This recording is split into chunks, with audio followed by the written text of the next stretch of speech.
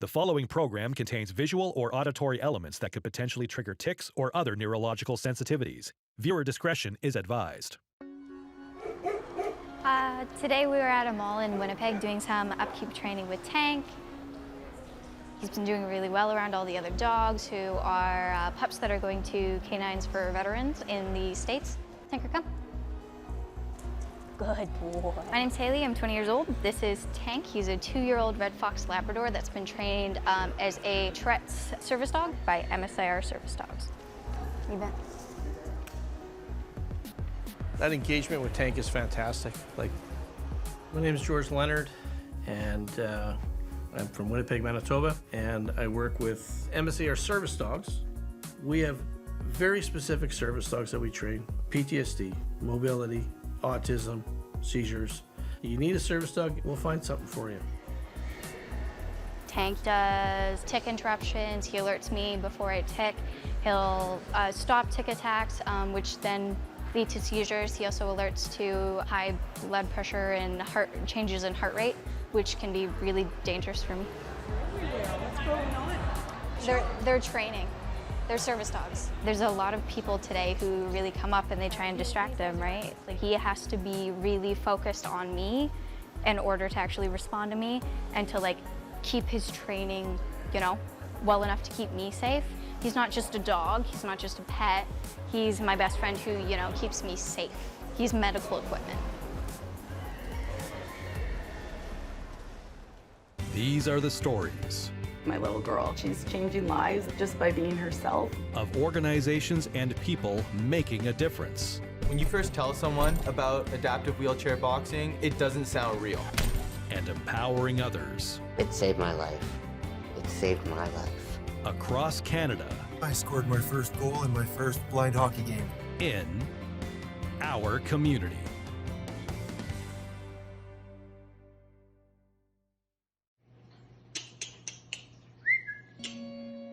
I was 14 years old when my condition first started presenting. Oh, it's worse that you're like pointing your camera at me. I don't know what it is. There, we kind of knew something was off, so I went to go see about a dozen neurologists. They ruled out a bunch of different disorders that could have been more serious, and they decided that it was a tic disorder. One of my tics is I blink my eyes really fast, or I'll like squeeze my eyes. The vocal ones can be something as simple as sniffling or clearing your throat. But I have the complex type where I actually say words and sentences. In the year of 2020, my tics kind of ramped up a little bit and became proper Tourette syndrome. And Tourette syndrome is classified when you have at least 2 motor and 1 vocal tic. And I had about like a dozen motor and a dozen vocal tics. Luckily, I had been following a neurologist we could see online, and she was like, okay, so to have an official Tourette's diagnosis, you have to wait at least 1 year presenting all of these symptoms. So in 2021, I got my official diagnosis of Tourette syndrome.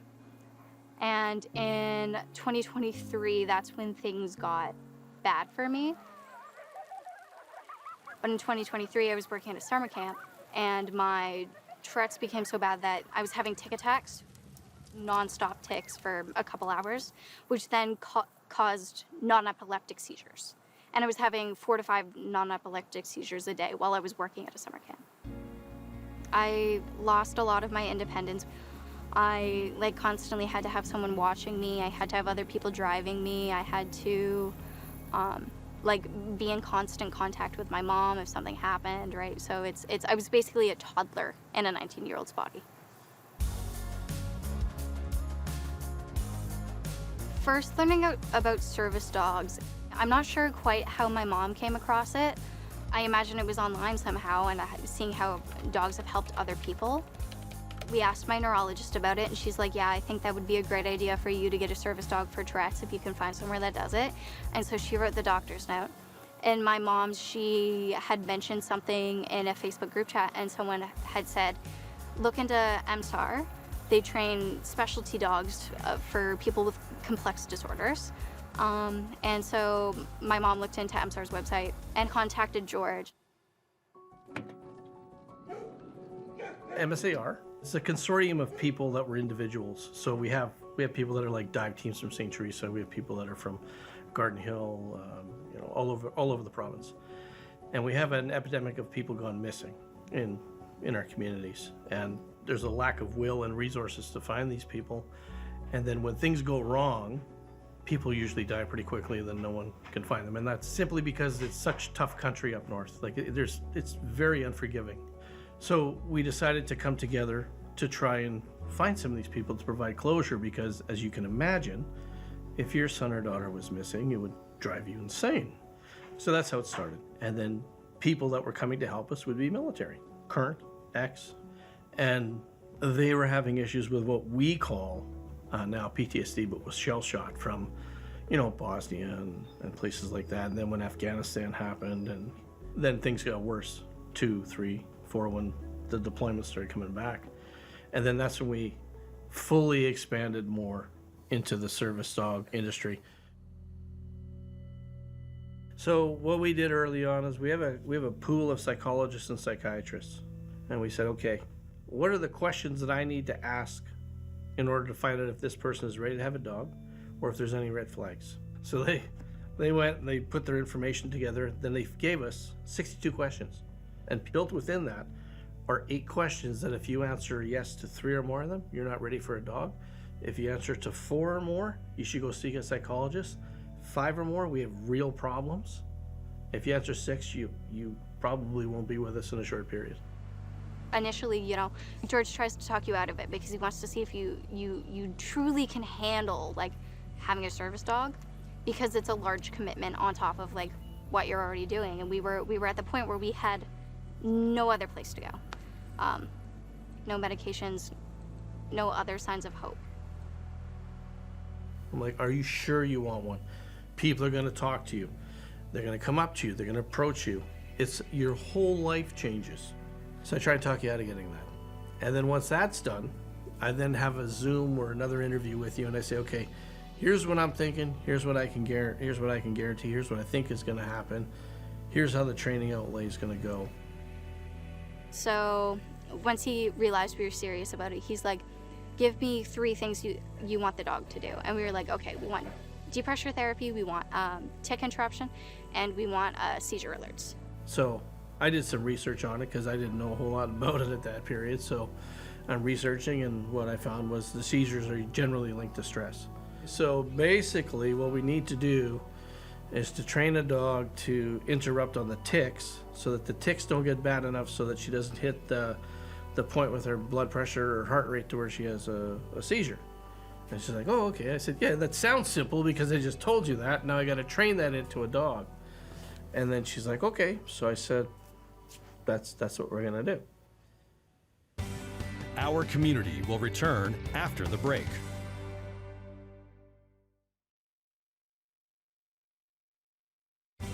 We now return to Our Community.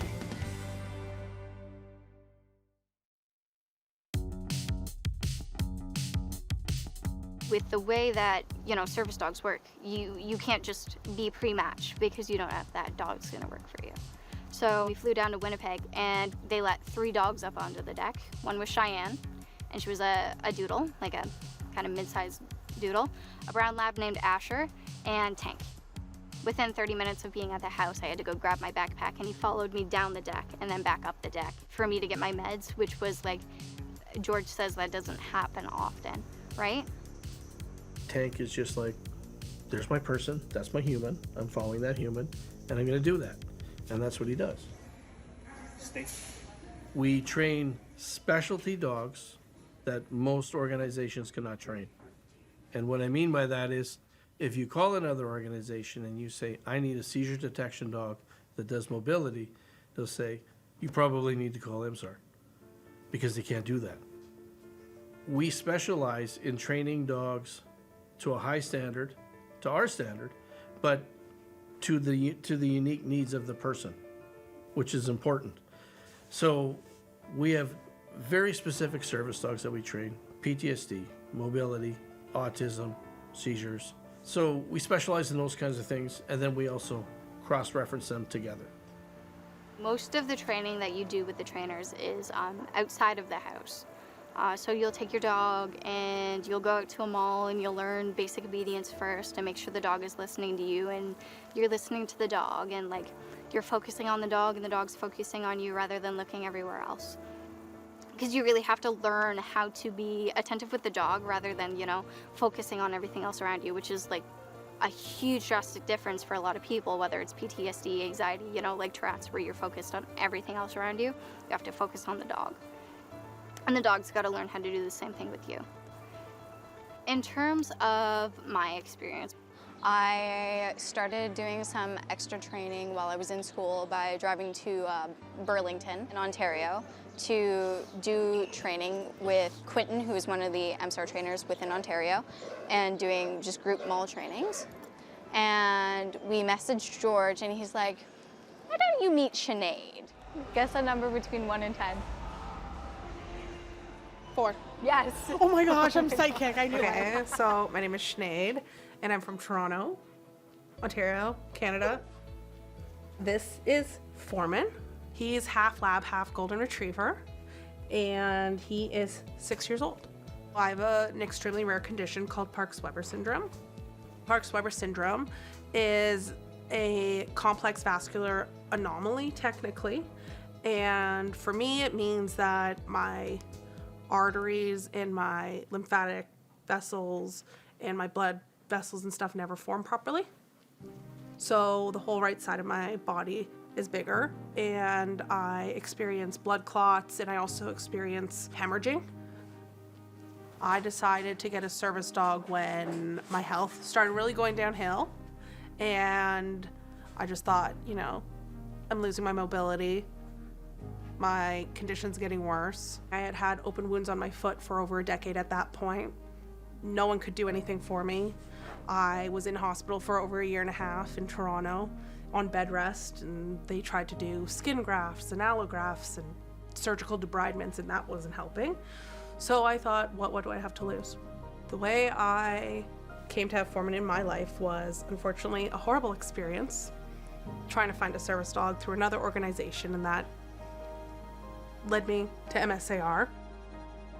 She called me crying, and I said, what's the problem? So she told me, and I'm like, oh boy, one of those situations. So I'm like, all right, I got to do some reading. After I originally contacted MSAR, it was a process of trying to find the right dog for me.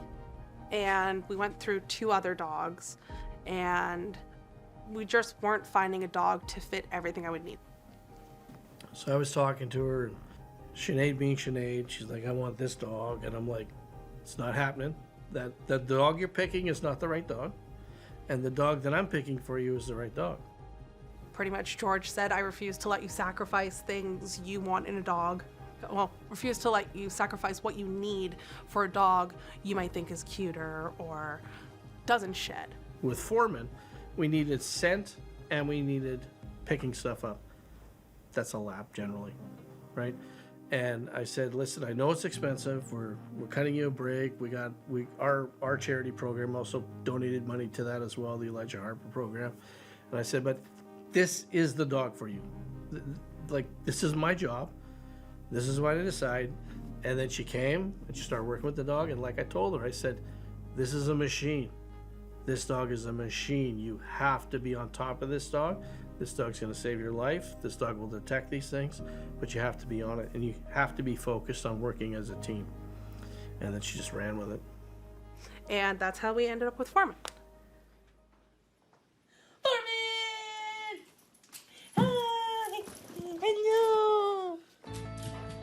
Some of the things Foreman does for me are opening doors, especially if we're out in public. He wakes me up if I start bleeding out, for instance. I bleed out a lot in my sleep, and I have no clue what's happening, and because it's arterial bleeding, if I were to get up, I could die. So he's trained to retrieve medical supplies and bring me my phone, so I don't have to get up to get help. He also picks stuff up for me, which is very helpful because if I bend over too much, I get really dizzy. I got Foreman fully trained. Obviously, there's upkeep training with that. The upkeep training is a mix of continuously reinforcing the basics, so how he behaves in public, ensuring that Thankfully, if I don't have some sort of emergent situation, I run through that with him just in case, so that's kept fresh. It's also coming back to Winnipeg if my needs change and they have to tweak some of his skills. He's not just a dog. He's my best friend. He is my hero. Again, that sounds so cheesy, but it's true. He is everything to me. Our Community will return after the break.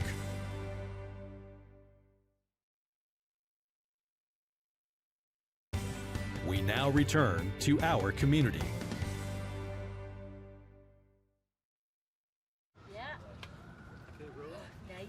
No, my no. God. Can you Please please don't. keep moving? Yep, they're working. Please don't acknowledge them. They're working. Him too. Please don't stare either. Did you get that?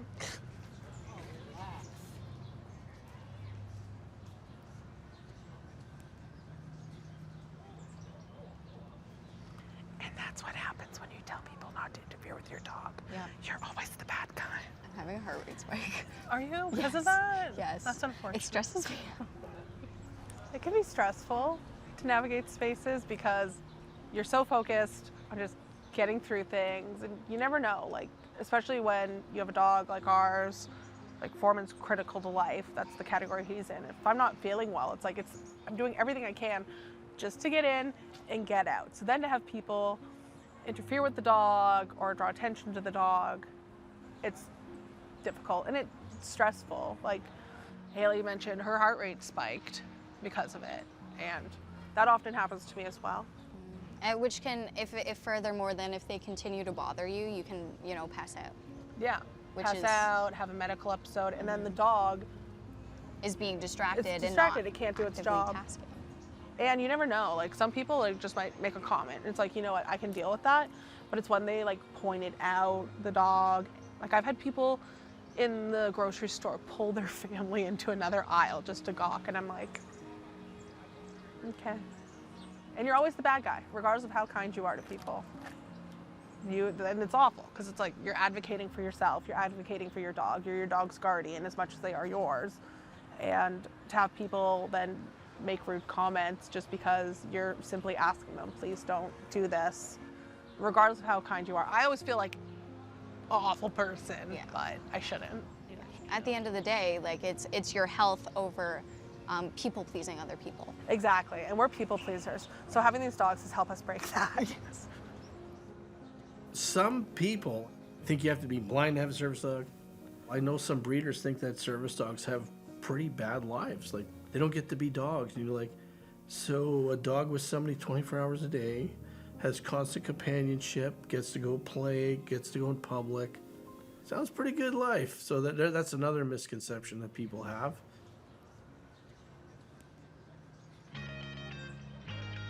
Having a dog now opposed to how I was before I got him is an astronomical difference. Like people who knew me before I got my dog and now say I have a lot more life to me now because of the fact that I'm not confined to being in one place and having people look after me all the time to make sure I was safe and to make sure I could get through day to day without harming myself or injuring myself. It's just an astronomical difference because now I go out in public to places where I could never go before because it was so overstimulating that I would just shut down basically. Now I go out with him and people are like, okay, why then do you have a dog? You don't look like you have anything wrong with you. And Tourette's is one of those odd things where it can be super hyper visible or it can be very invisible at some times. And anybody who spent any excessive time around me knows that, at the end of the day, I do still tick and I do still have these issues, but he helps reduce those so I'm not having tick attacks and seizures and I am exponentially happier and I have more freedom and I am safer. I feel he just took everything I was going to say. For me, having Foreman has meant being more independent, doing a lot more things, not having to worry about, am I going to pass out in a grocery store? Am I going to get medical care when I need it, ahead of when I actually need it, like with pulmonary embolisms, that kind of thing. He's allowed me to travel across the country. I've spoken at conferences about service dogs, And he's really given me that confidence to not just advocate for myself, but other people. And whether it's service dogs or just people with disabilities in general. In 2022, Foreman was inducted into the Purina Animal Hall of Fame, which is Canada's longest running recognition program for pets. They also induct service dogs for saving my life. And he was inducted specifically, they chose because he woke me up when I was bleeding out at night, and also that he's detected blood clots as well. For other people to recognize Foreman, it just makes me emotional, really. He's just such a special guy, and the fact that other people recognize that as well just makes me so happy. He did have a birthday parade, 2 birthday parades during COVID too. They did them for all the kids, and then they brought it around for him too, and I'm like, he's a good boy. So when Haley was in town for upkeep training, she identified that she didn't feel that the dog was meeting her requirements. So in order for Haley to feel more comfortable, so she's not stressed, we're gonna switch in a different dog, which is quite common. Sinead had 3 dogs, this is Haley's second dog. And Tank will go to a person in the States, and it'll all pan out. Producer Libby Lee, director-writer Chris McIver, director of photography Stefan Rexsiedler, editor Braden Music, sound mix Kieran Semple, colorist Andrew Shire, narrator Mark Phoenix, integrated described video consultant Ron Rickford, supervising producer Jennifer Johnson, content development specialist Jim Crisco, director programming Lisanne Gagne, director content development and production Kara Nye. Copyright 2024, Accessible Media Inc. An AMI original production.